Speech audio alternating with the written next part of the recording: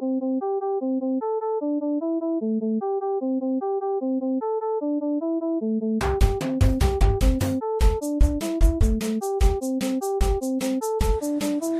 to another edition of the EPS Podcast, where everything is a primary source. And today I am going solo.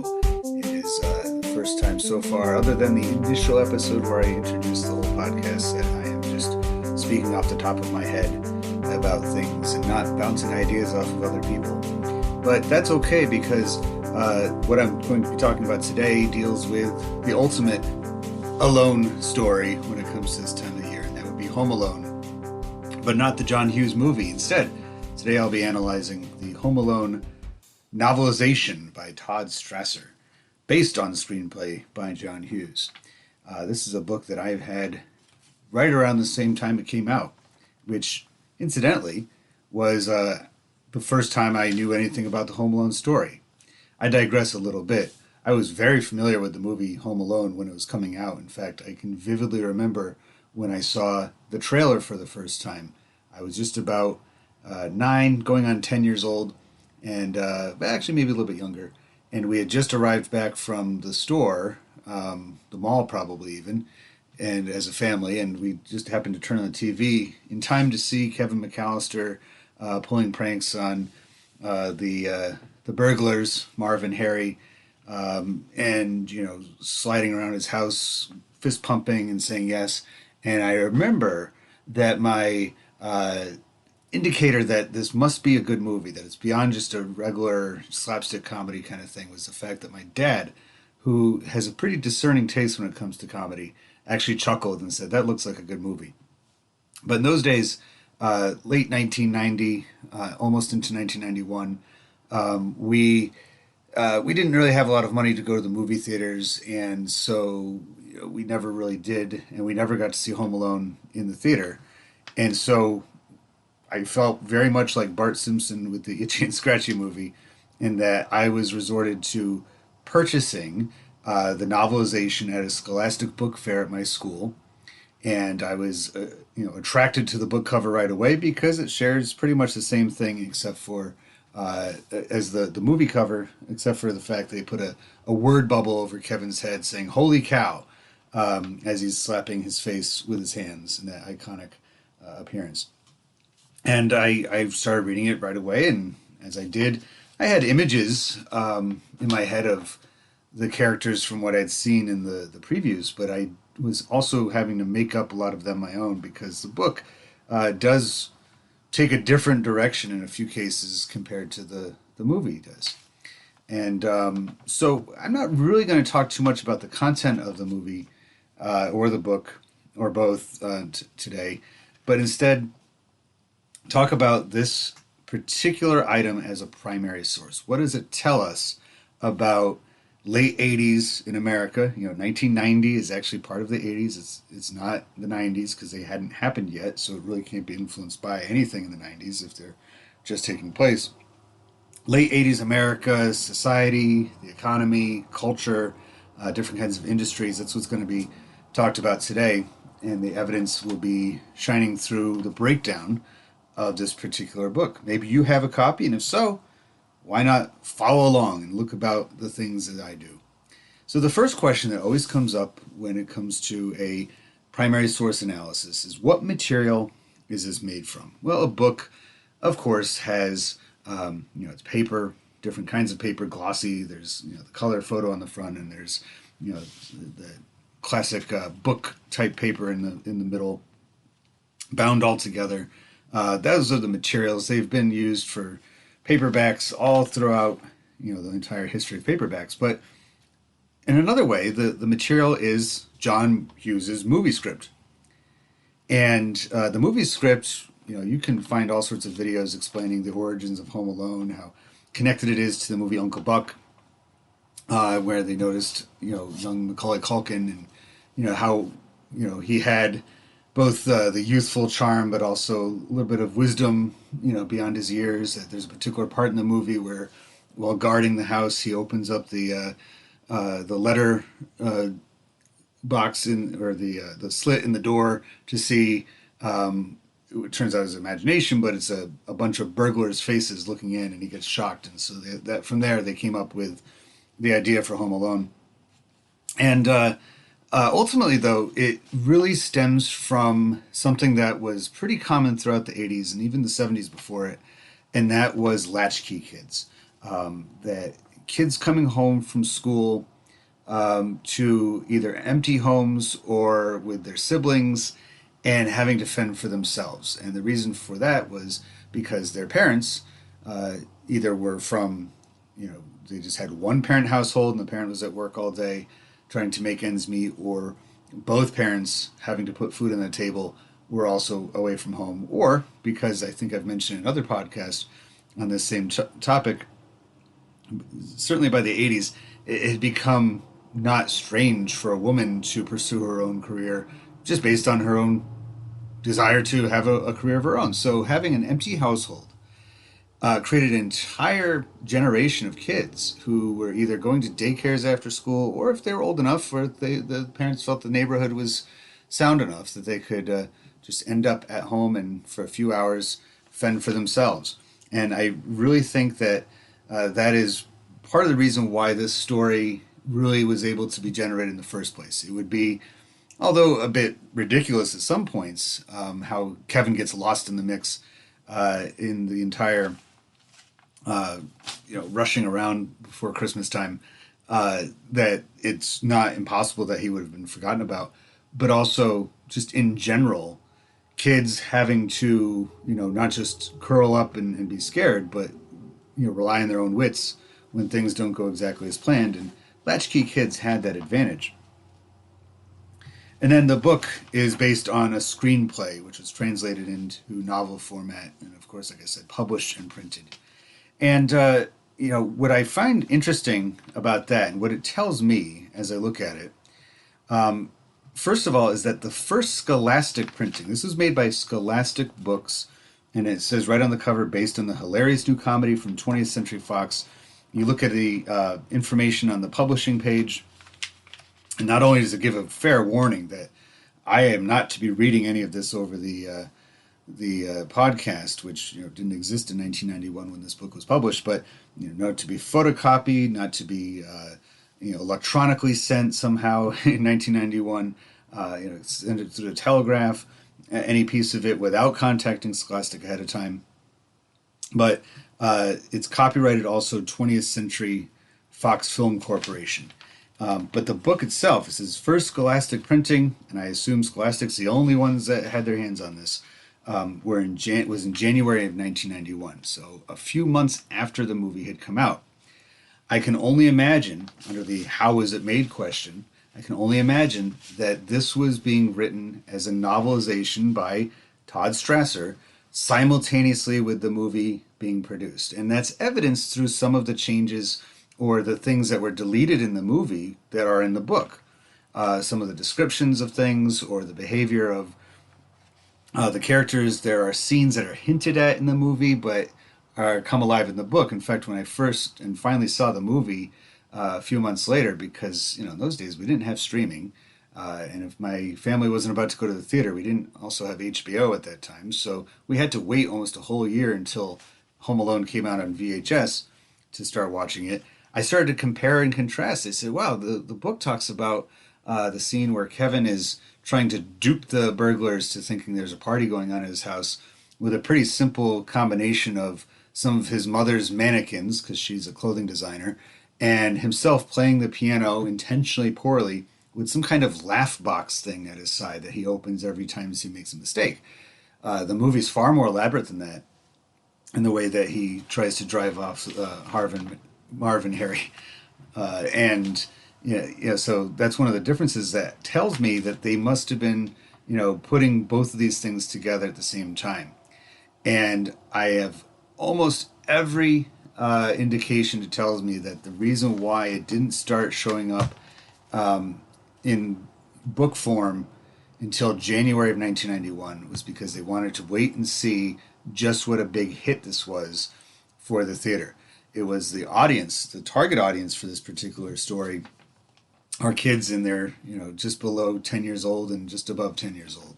10, I think, being the median age of interest in this. And so wanting to see some feedback, and feedback they got, because after a little while of that movie being in the theater, I remember hearing stories about standing room only at the movies to see Home Alone. And they had these promo commercials, showing kids coming out of the theater saying, I've seen Home Alone 9 times. I've seen Home Alone 15 times. And, I was sitting there saying, well, I haven't seen it. I've seen it 0 times. So when the book came out, I was finally glad to be part of the conversation as kids were talking about everything. But it tells me, the fact that it was printed not until, January after that Christmas, was that they didn't really know.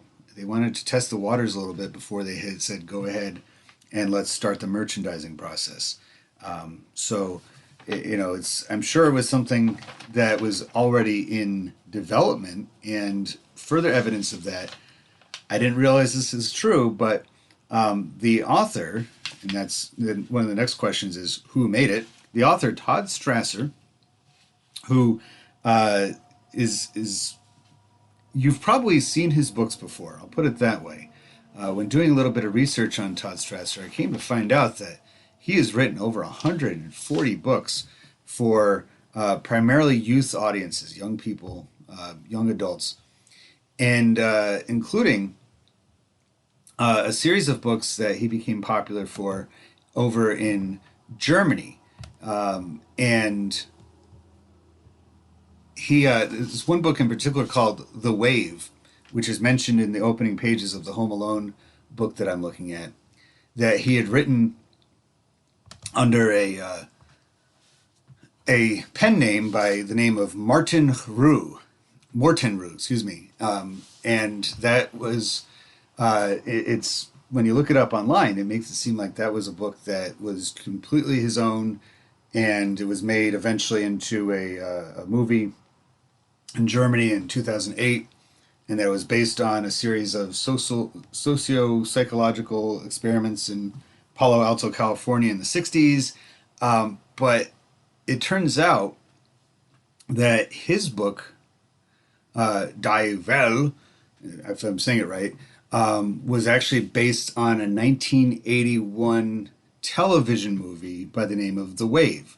And so he took the telecast, the teleplay, and turned that into a book in 1981, which then was made into a book later on, which then had a movie made out of it. So it seems to be that writer Todd Strasser, a lot of his work, and inside of Home Alone it mentions books by Todd Strasser, The Mall from Outer Space, The Complete Computer Popularity Program, Friends Till the End, The Wave, and Ferris Bueller's Day Off.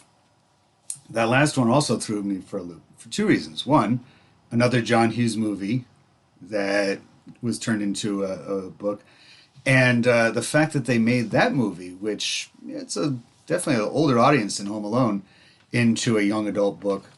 I suppose very similar themes between the two, of having fantasy for young people, of being able to dupe the adults and go live your life as you please without any supervision, and have all these tricks up your sleeve. I mean, Ferris doesn't go so far as making traps for his parents to fall into, or even Ed Rooney, but he does have a series of gadgets that helps him get his way out of going to school in that era. But as far as who made it, Todd Strasser is just one layer of this. Seems to be that this tells me that throughout the 1980s, 90s in particular, because he doesn't start getting recognized as an author and getting awards until the 2000s and beyond. But in that era, writing, being an author, was a full-time job. And it wasn't something that you could just... And that's true for today, too. It's not something exclusive to that era. I think a lot of people wrongly assume that everybody's a Dan Brown, everybody's a J.K. Rowling, that all you have to do is write one hit book or one hit series and you can live off that the rest of your life. I think that most writers, that they're very, just nose to the grindstone, trying to find projects all the time. And if somebody says, hey, can you turn this movie script or TV script into a book, they do it because that's a way to maybe pay a few months mortgage or something like that. So it was definitely a full-time job. Now the other people who made this, and it makes it entirely clear on the cover of the book, a novelization by Todd Strasser based on the screenplay by John Hughes. So John Hughes, that's the same John Hughes that you're familiar with from The Breakfast Club, from Planes, Trains, and Automobiles, from the National Lampoon movies, the vacation movies, from Vacation, Christmas Vacation. Vacation in particular was actually a story first, a short story that he'd written, and then turned into a movie. But by this point, John Hughes' name, by the time he writes Home Alone and then turned into a book, was synonymous with comedy movies with poignancy. Things that are funny, relatable, and he definitely had built his career based on those things, and made some fantastic movies along the way. So by the late 80s and to the early 90s, just having John Hughes' name communicated a lot. For a kid's book, intentionally, the lettering of his name and the author is pretty small. The words "Home Alone" are huge on the cover, and Kevin, who's 10 years old in the movie, or 9 years old, Macaulay Culkin's face is, of course, taking up most of the cover of the book. So for the intended audience of this, which was mainly school-age kids, they're not too concerned with John Hughes, or even Scholastic, which is the third layer of who made it. They're more concerned with, there's Macaulay Culkin, there's Kevin from Home Alone. I'm interested in getting this book, and so the formatting of all this, the lettering on it, tells me that kids were more interested in the social status of Kevin McAllister, Macaulay Culkin, who I recall the following year was in a movie called My Girl, and that was the marketing for My Girl was based entirely on the success of Home Alone. He plays a supporting role in that movie, yet they announced the movie, they plugged it by saying Mac is back, and showing glimpses of Kevin McAllister, or excuse me, Macaulay Culkin from My Girl. And, it's kind of a strange thing to do, because that movie has literally nothing to do with Home Alone.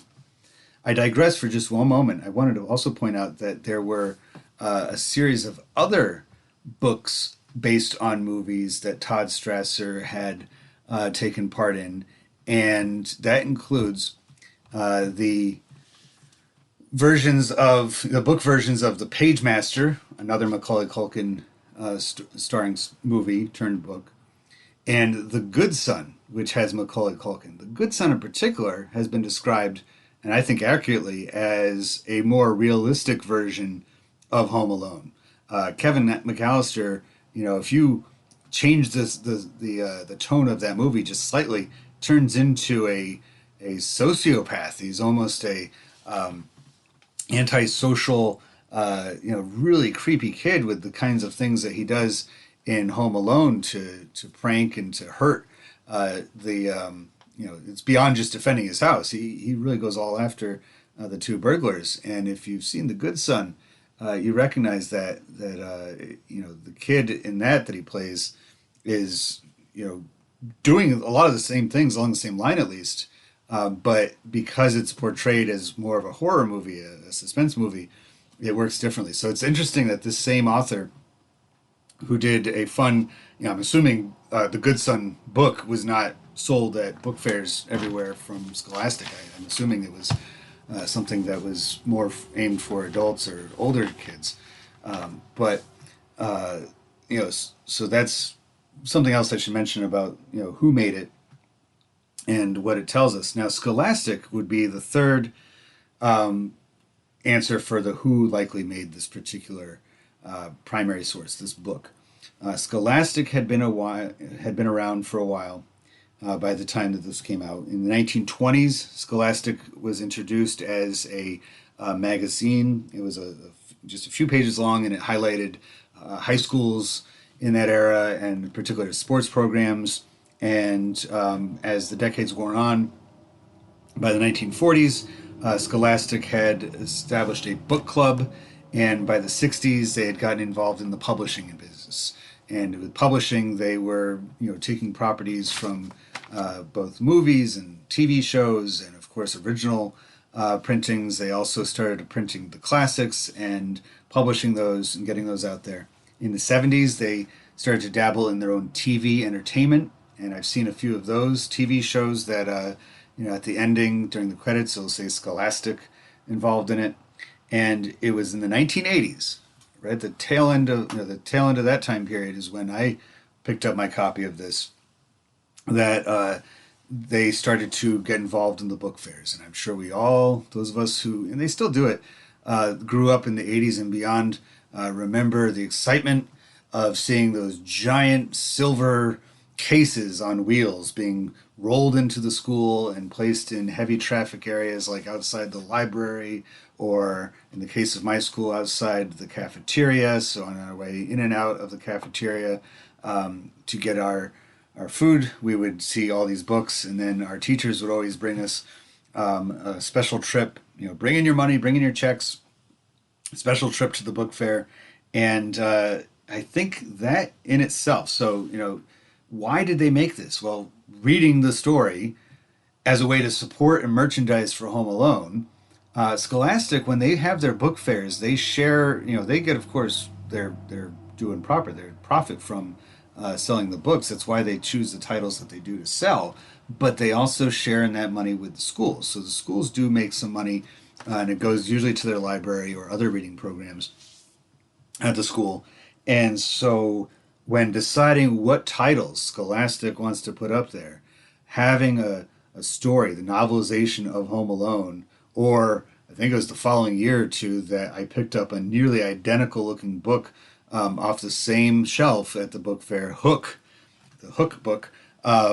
It was not so much, it was partly merchandising, but also just recognizing that kids, as much as you might try to keep them away from screens, that is their easy go-to. And if you're going to try to sell a book to them, they're going to want to be interested in something that they're familiar with otherwise, that they have some interest in outside. It's going to be really hard, especially by the end of the 80s, to try to, push on them Robinson Crusoe or Treasure Island. As exciting as those movies are, you're going to want to base things on movies. It brings to mind another book, kind of a combination of those two stories I remember picking up at the book fair once again, or maybe I ordered it through one of those tissue thin flyers, but it was the book version of the Disney movie Shipwrecked. And one thing that this book, Home Alone, does not have, which I find interesting and maybe very telling, that so many of those other novelizations of movies did in the time period, was an insert or a section in the middle of glossy color photos from the movie.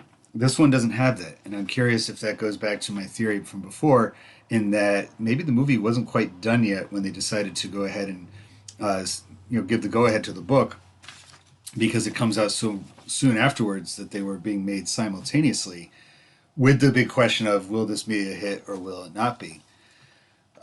So while merchandising was growing, kids still didn't have as much access to money or to the stores, so they wouldn't really be able to go onto their own to a store. In most cases in that time period, merchandising for movies in particular was limited to things like action figures. As far as I know, they never had that for Home Alone. It'd be kind of a weird line to have in the first place.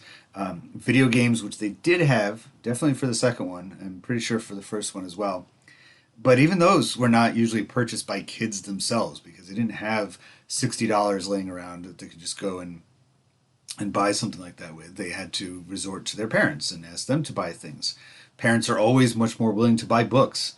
And so, there was a little bit of freedom when the book fair was coming to your school, because you might get a check for $15 from your parents or even less. And you'd have that shopping experience of being able to go around the metal cases and weigh your options and see how many erasers that look like strawberries you can have and posters of jet fighters and things like that. And okay, now I also have enough for these three books and a bunch of other things.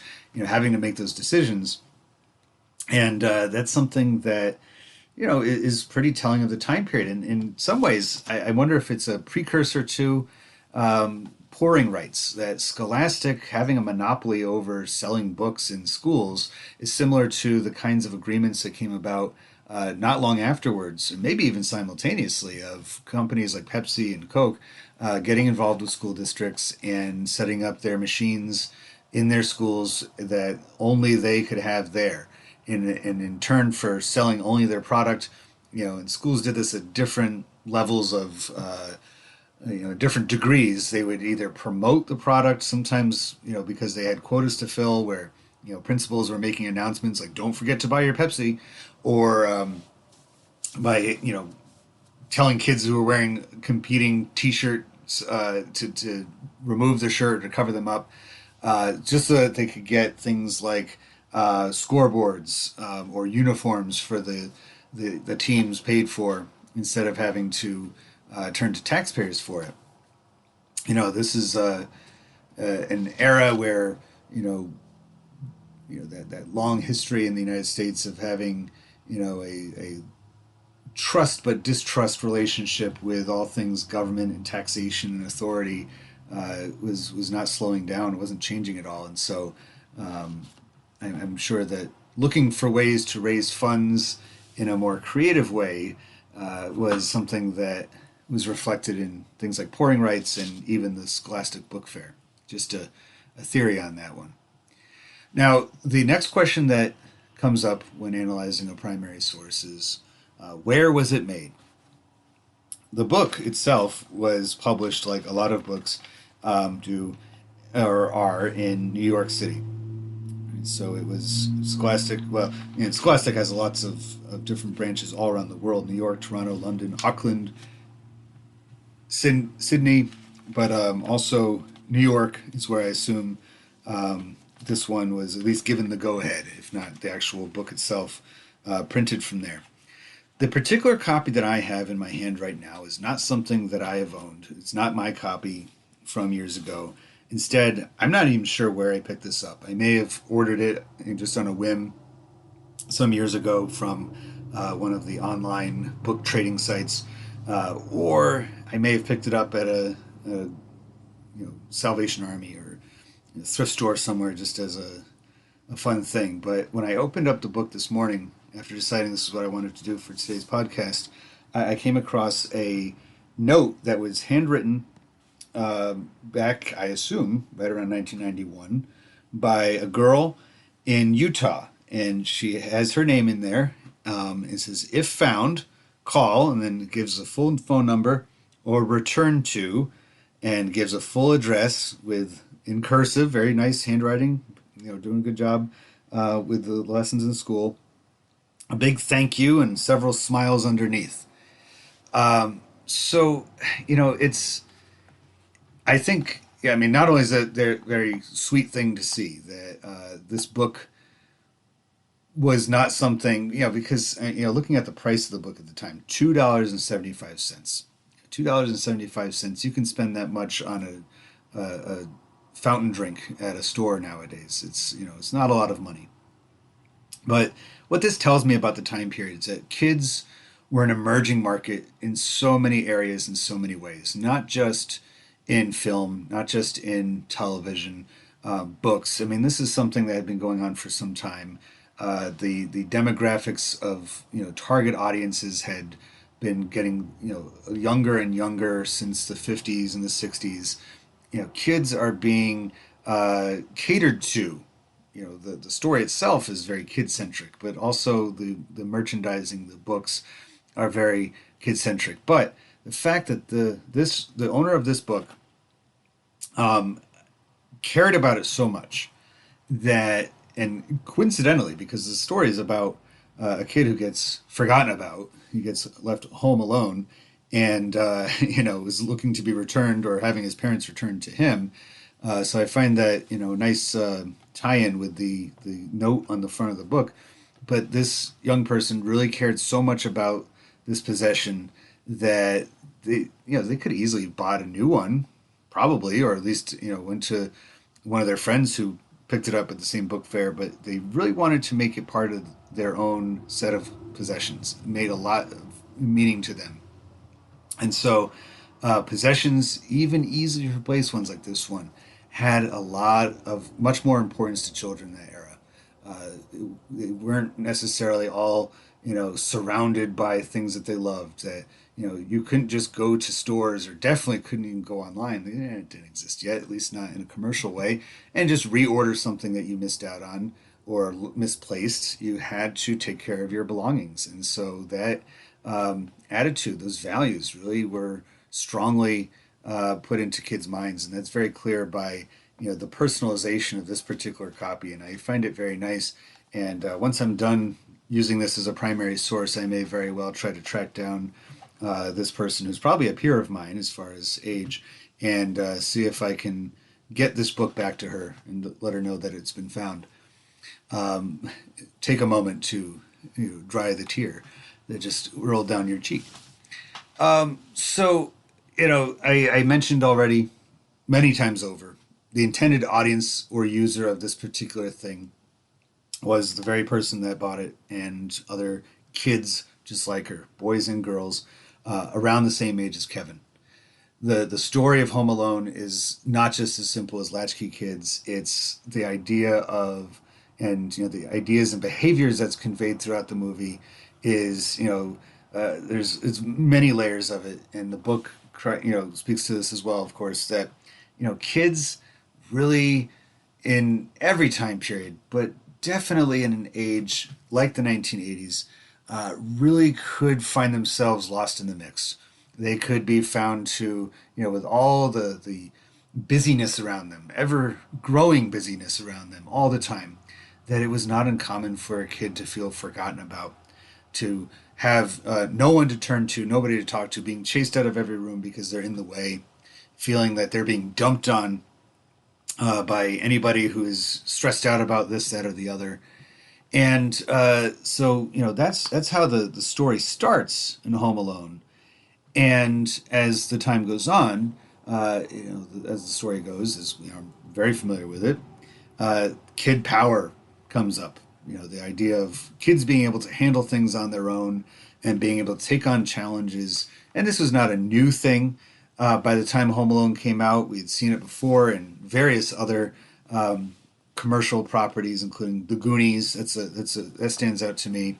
Even Ferris Bueller's Day Off, like I mentioned before, has a lot to do with that idea. Of course, he's an older kid, so it's not quite the same thing. He can drive, for instance, whereas Kevin and other kids of the late 80s and early 90s movies that took from that same theme couldn't drive, and so they had to find other ways around not being in the way, but rather making themselves the destiny, they're the masters of their own destiny. It was a pretty amazing time. Now, the book itself, going back to this particular primary source and looking at it that way, not so much the movie. Unlike movies, books are not to be enjoyed by more than one person at one time. Of course, if this book was distributed in wide amounts, it's perfectly possible that every kid is reading it at basically the same pace as each other. But when reading the words, you're invited into a book so much differently than you are into a movie. You get to identify closer with the characters. You can read things over again without having to interrupt things by rewinding like you would in a VHS tape. And you could skip ahead if you're already familiar with something. You can, it's not really an isolating behavior to read, but it can be in a nice way very much a thing to do when you're alone, to pass the time, to get entertainment, to get enjoyment out of it, and to feel very, very special. So not only does the story itself do a nice job of making kids feel special by making them the main characters, to tell them that, yes, somebody understands you and somebody cares about you, the book does the same thing too, even more so, because this is not a book that was made for any other audience but kids in, say, 4th, 5th grade. You can see it from the size of the font to the the wording that the author uses to get things across. It's nothing too much older than them. It'd honestly be a very weird book if it was written for an adult audience in that kind of language. It's about a kid, for kids, and this is, again, telling us so much more about the role of children in society in the late 80s, early 90s, and in the economy as well. Finally, the last thing on any primary source that needs to be talked about and looked at is whether or not it is descriptive or prescriptive. And this is kind of a tough one for a book, especially one that's based on something.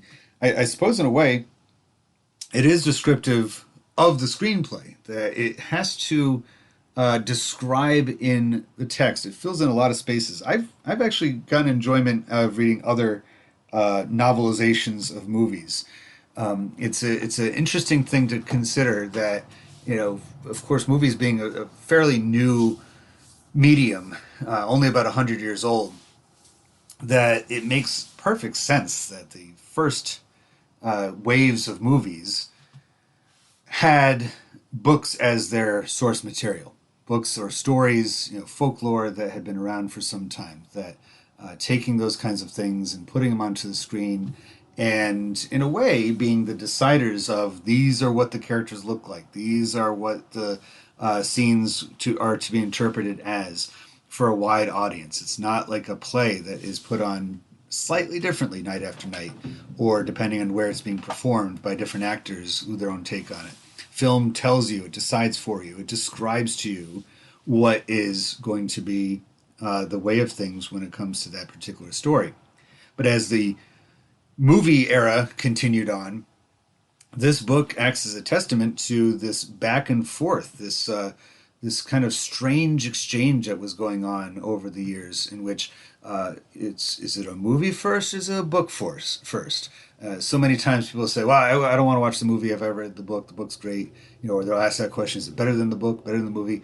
This is a reverse of that, where you can say, well, I watched the movie, is the book based on the movie as good as the movie? It's a funny thing, and that's something that was happening a lot.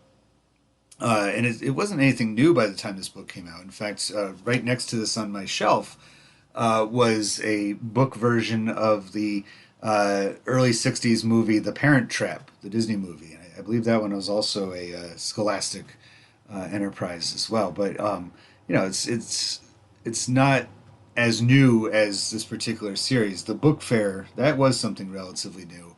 Selling it to kids right in the school building, that was something relatively new. But by the time this one came out. But it's an interesting dynamic to think about how just in this one simple book is so much of a story of, not only just the story of Kevin and his family forgetting about him and him having to fend off burglars from his house, but the story of where do we get stories from?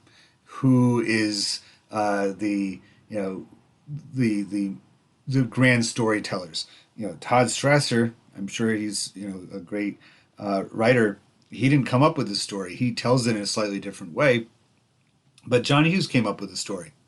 And as we continue on, it should be mentioned that Home Alone has turned into a franchise, a dynasty in a way. We'll go back to franchise. In that there's been sequels and remakes. There's a recent one that just came out at the time of this recording that I think called Home Sweet Home Alone or something like that, that has been panned by critics and fans alike beyond, I think, what anybody would have imagined. I'm not sure if they make books out of those anymore. I know Home Alone 2 had a book, a novelization of it. In 2015, there was a picture book made out of the story of Home Alone. But it's just a very strange dynamic to think about, this constant chicken and egg thing going back and forth when it comes to storytelling. And that is a testament just to the era that we live in. Well, there it is for me, from me. I think if I had somebody else to talk to, I'd be able to stretch this out a little bit further. But considering that it's just me, home alone, I think I came up with a pretty good way of explaining how this particular copy, the novelization of the 1990 film Home Alone that was published in 1991, is just another way to get to know the time period. And so I appreciate listening. Please visit the website, epspodcast.club. It's perfectly reasonable that that's how you heard the podcast in the first place, stumbling across that site. But if you haven't been there yet, please do. Check it out. Contact me. There's also a Facebook group, just by being found by EPS Podcast on Facebook. I'll be opening things up on Instagram as well soon enough. So if you have any suggestions for anything pop culture, whether it's another book, a record, a movie, a wrapper from some kind of candy, anything at all that fits into that category of mainstream popular culture type stuff, pass along the idea to me. I'm glad to take it on and see what it tells us about the time period and the people behind it. Until next time, thank you for joining the EPS Podcast, where everything, including the novelization of Home Alone, is a primary source.